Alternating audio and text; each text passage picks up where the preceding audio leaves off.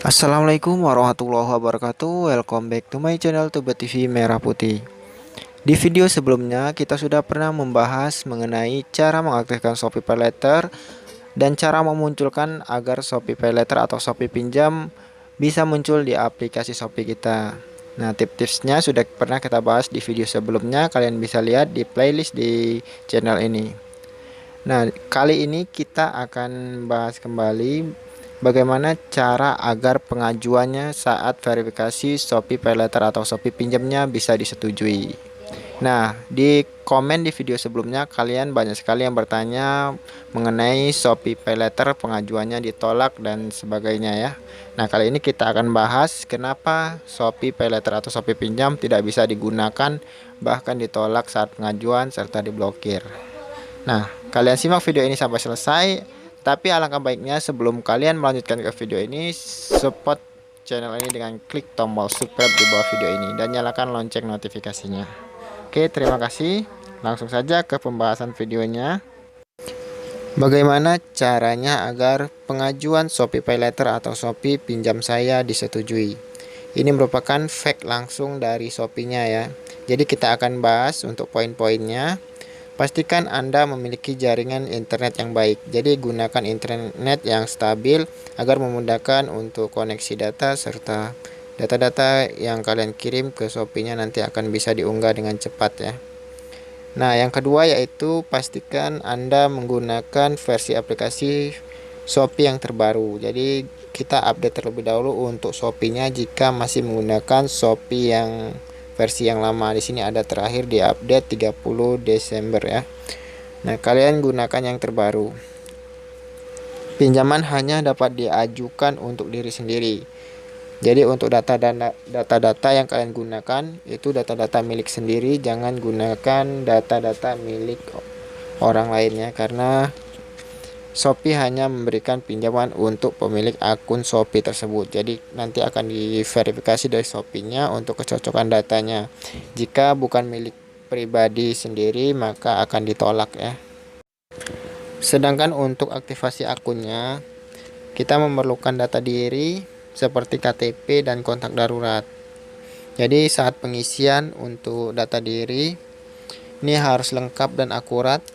Baik itu nomor telepon, kontak daruratnya, ini harus kita isi dengan benar-benar tepat ya, karena jika kita isi asal-asalan ini pengajuannya akan ditolak juga ya. Dan untuk mengubah pengaturan telepon, memberikan akses atau titik lokasi pada Shopee. Nah, penting juga untuk kalian yang teleponnya tidak mengizinkan untuk aplikasi Shopee, untuk lokasinya ini harus diaktifkan terlebih dahulu. Untuk lokasinya kalian izinkan seperti ini. Klik bagian pengaturan aplikasi, izin aplikasi, dan klik lokasi diaktifkan ya, geser. Karena jika tidak diizinkan untuk lokasi untuk aplikasi Shopee-nya nanti tidak bisa deteksi dari aplikasi Shopee-nya untuk lokasi perangkat kalian dan verifikasi bisa saja gagal ya.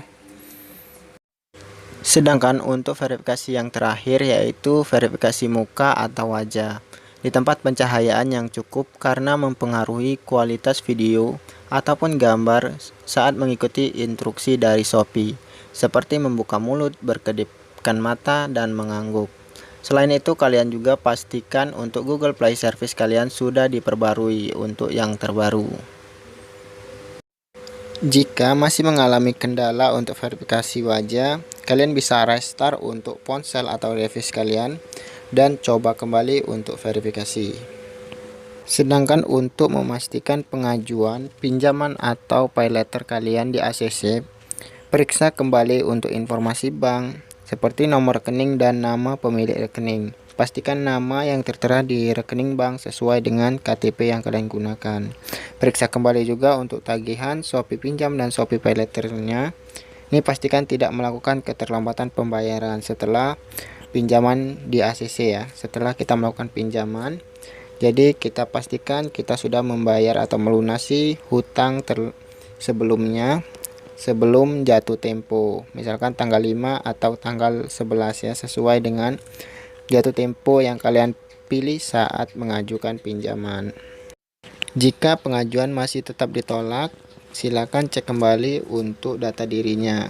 Pastikan semua data diri yang kalian masukkan sudah lengkap dan benar. Jika masih tetap ditolak untuk pengajuannya, kalian hubungi langsung saja untuk customer service Shopee-nya. Bisa chat live di aplikasi Shopee kalian atau ke pusat bantuan Shopee. Di situ bisa chat langsung ke customer service Shopee-nya. Nanti akan dilakukan pengecekan lebih lanjut mengenai pengajuan Shopee Paylater atau Shopee pinjam kalian. Sebelumnya, saya juga pernah mengalami gagal untuk verifikasi Shopee Paylater atau Shopee pinjam ini hingga lebih dari 3 kali, dan akhirnya saya cek berulang kali sampai di ACC. Ternyata ada kesalahan data yang saya masukkan.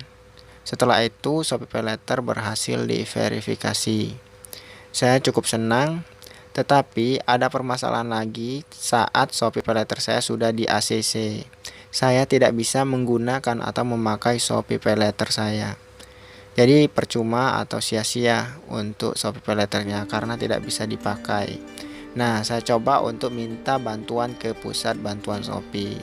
Jadi via chat di aplikasi Shopee seperti ini.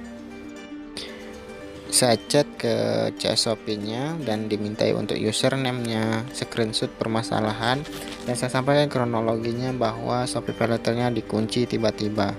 Saya tidak tahu kesalahannya dan akhirnya Shopee Paylater saya dibukakan kembali, dan saya sudah bisa bertransaksi lagi di aplikasi Shopee menggunakan metode pembayaran Shopee Paylater.